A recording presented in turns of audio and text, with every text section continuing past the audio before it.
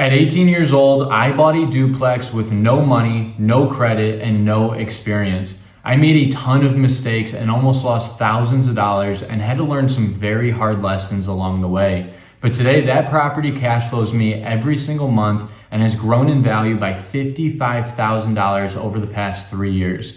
If you guys are sitting here thinking that you can't buy your first rental because of whatever excuse there is, please continue watching this video because I'm gonna break down exactly how I did it at 18 so you could do the same thing. The first question I have for you right now is, why do you want to invest in real estate? Why do you even wanna own rentals? The moment I realized my why, it gave me a clear vision and changed the course of my life. So I want you to pause the video right now and write down your why, or think about your why if you haven't done so already. For me personally, my why, I grew up with not a lot of money and I saw how much stress there was with finances just growing up. And I realized this is not what I want for my future family or for even myself growing up.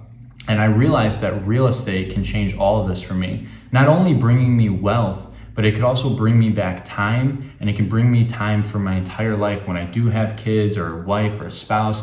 Real estate was the answer to give me time and true wealth. I think this is the best investment for true wealth. And the moment I realized this again, it changed my entire life. So I want you to really sit down and think about your why as to why do you want to invest in real estate. So at 18, even though I had my why all figured out and I was very eager to buy my first investment property, I still had a big problem. And that was I was completely broke and I still lacked any bit of experience. Nobody would actually take me seriously when I said, hey, I'm gonna buy my first rental property. So what I decided to do, I became a real estate agent. I got in a career parallel to real estate investing, and this gave me two big advantages right away at 18. And that was, number one, my income was directly related to how hard I worked, and it was directly based off my results. There was no amount of schooling or any type of criteria that I had to fill beforehand. That would take way too much time for me to make the income.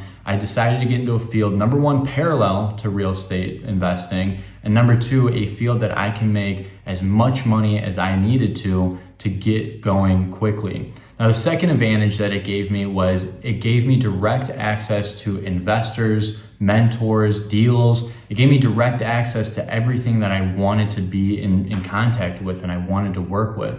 And this was the biggest advantage yet that I could ever ask for at 18 years old. Now, again, having mentors at that young of an age in a field parallel to what I'm looking to get into was absolutely incredible. And I'm not saying that you have to do the same thing. You might be 30 years old with a good job. You don't have the income issue that I necessarily had, or you don't necessarily have the credit issue that I had. But at 18, when I had literally nothing, this is what I had to do to become a real estate investor. So I still didn't have a lot of money saved, but I was learning and absorbing so much information about real estate, just the real estate business. I was learning about being an agent, how to invest. I was talking to other investors, talking to mentors, and absorbing as much information as I can as to how they did it, how they know how other people did it, what's the best strategy to use. And I was just absorbing so much information. And that's when I decided right then and there that I was going to buy a small multifamily building. Now, a small multifamily building is a 1 to 4 unit building. And in my opinion, it is hands down the best way to get started in real estate if you don't have a ton of money or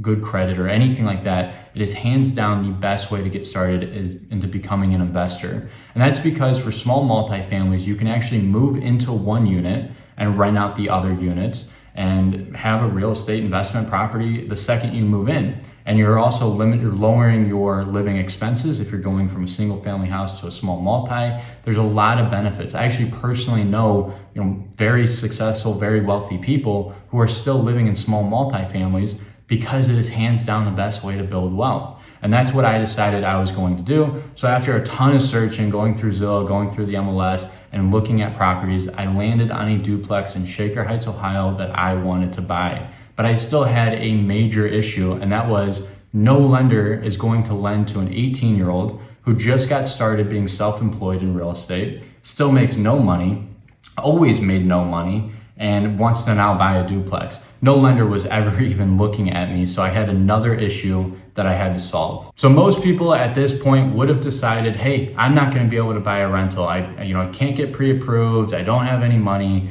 It's going to be very difficult for me to buy a rental. And I decided that I was determined to buy this rental property. Nothing was going to give up. So I didn't let the excuses get to me. I just saw what my problem was, and I sat there and tried to figure out how to solve it. So how did I solve getting financing on the property at 18? Well, for months, and this took me, again, months of people to talk to and tell them my story, tell them how passionate I was, what my goals were, what I was going to do. And after months of telling people all this and asking people their advice and what I should do, I finally landed on my stepbrother.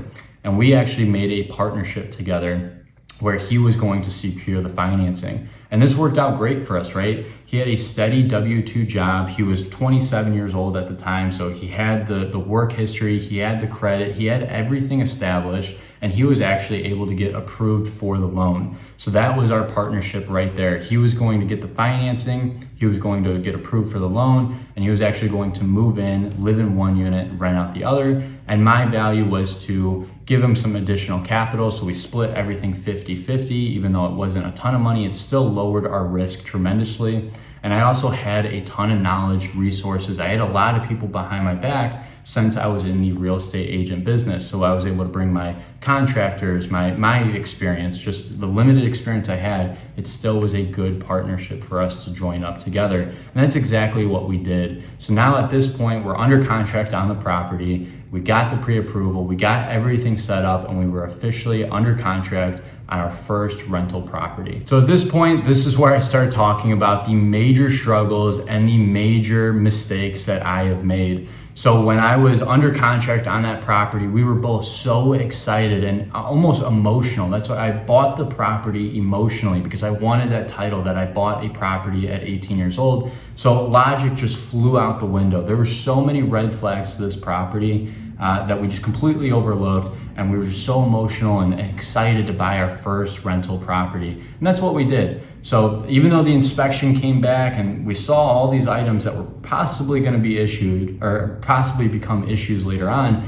we decided to completely basically ignore it and move forward and close on the property. And within weeks to months, that was a major mistake. We were expecting some, minor cosmetic repairs, some painting, maybe some light fixtures here and there. Nothing that would cost a ton of money, since we both didn't have a ton of money to put in. But it ended up being about $35,000 worth of repairs, from waterproofing the basement to 2 brand new furnaces. All these things that could have easily been avoided if we just sat down, slowed down a bit, really analyzed the deal, not emotionally, but just strictly analytically. Did not work for us, and that was my biggest mistake. So we're now 35 grand in extra repairs that we totally were not expecting, and we grinded and saved and grinded and saved to be able to pay for these repairs. And I was so petrified that this was probably one of the worst investments I could have made, because it didn't cash flow a ton since we were 3.5% down. Our expenses were a little high on the property, just the loan amount, the mortgage payment was pretty high on the property. So we only had a couple $100s a month in savings. And now we have 35 grand that we have to put to this property that really isn't making a ton of money. It was a very stressful situation to be in. And that was kind of how it was for the whole year. I mean, just big expenses kept popping up. First it was the waterproofing, then 3 months later it was the furnaces, then a few months later it was a few other repairs we weren't expecting. So it really was draining, but I was determined. I believed in the property even still, and we still ended up making it work. And the other thing I want to talk about was the partnership. Working with family, that is not easy to do necessarily in the beginning, especially if you're 2 brand new investors. It's not an easy thing to do. So what I would recommend, if you are partnering, and especially if you're partnering with family, have very clearly defined roles, have very clearly defined expectations, and that would have avoided a lot of internal issues. But we ended up working through that on top of it. So there's multiple things we were working through in that first year of owning the property, and this was kind of more this stabilization period of the rental property. So was this investment property a good deal to buy or a bad deal to buy? I think that's the question we're all thinking right now. Well, after the stabilization period, it's been about 3 years now. So I bought that property at 18, I'm now 21. So it's been about 3 years. And really after that year-long period, Mike ended up moving out because you only need to stay there a year to get the low financing, the 3.5% down. So after a year, he moved out, and we bought in an area that we knew was going to appreciate on the rental side and on the value side, and that is what saved us. I don't really necessarily call it luck, but it definitely did. I'm fortunate enough that we at least were logical and analytical to buy in an area that we knew or we felt confident that was going to appreciate in value on both the rental side and the just pure value of the asset side. And that's exactly what happened. So now 3 years later, we get about $1,600 a month on each unit. So that's $3,200 total for the building. That's our total rental income on the property. And our total monthly expenses on the property comes out to be right around $2,550. So that's after the mortgage, the principal, interest, taxes, insurance. That's after any repairs. We take about 8% out a month in repairs from the rental income side. That's our total monthly expenses, about $2,540, which leaves us at about $650 in pure cash flow, pure profit. Now, obviously, we're splitting that 50-50 because we have a partnership, but it still works out great. And like I said in the beginning of the video, the value of the actual asset, the actual duplex, has appreciated by $55,000. So we bought it at $245,000, and it's now worth right around $300,000. So it is one of my best investments. And also the lessons that I were taught from this investment property allowed me to buy my next rental at 19 years old, and that's one of my best investments currently. So the lessons that I learned were most important. We got lucky, you can call it luck, or we bought right, doesn't matter what it is. It was a complete grind on this property. I mean, I was working a full-time job trying to build my business as a real estate agent, and then going there at nights and painting and scraping and figuring out how to install a light fixture and, hey, how do we install cabinets? This was the grind every single night, week in, week out. It was tough. It was definitely not easy. And that's why I go back in the beginning of the video, you have to know your why. If I didn't have a clearly defined why, I would have given up so much longer ago. I would not be in the position where I'm at today, where I've owned 4 investment properties. I'm actually sitting in my flip right now that I just completed. None of this would have ever happened if I didn't have a clearly defined why. So that's why I want to urge you guys to have a clearly defined why. And this ended up being a pretty darn good investment property in the long run. So the biggest lessons that I learned throughout my first rental property, and I can hopefully share this with you today, is to just start. You're never going to feel 100% ready. You're going to make a ton of mistakes, and you're going to probably have to work late nights and figure out how to install a toilet or something stupid that you're not expecting. But I would recommend to just start. You're never going to learn until you take action. The next thing is to surround yourself with mentors and very high level people succeeding in the field that you want to be in.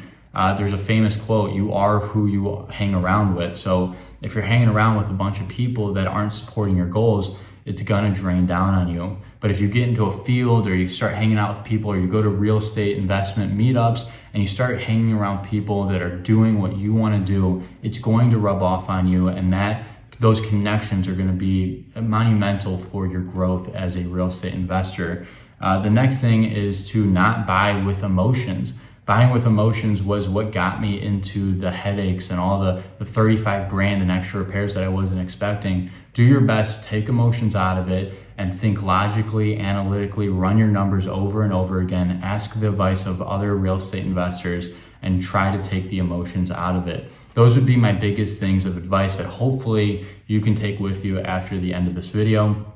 I really do appreciate you guys watching. If you found this video helpful, or if you found some other tips and tricks, please leave them in the comments below. I want the comment section to help out new investors, whether you're a brand new investor, you own 100 units. I'm still a new investor, right? I'm 21 and I bought 4 properties, which I'm very fortunate to have done at such a young age, but I'm still learning just as much as you guys are. So any advice that would be great. And again, I hope you guys enjoyed this video. Feel free to reach out to me directly if you have any questions on buying your first property. I would love the opportunity to help you out. Thank you guys for watching.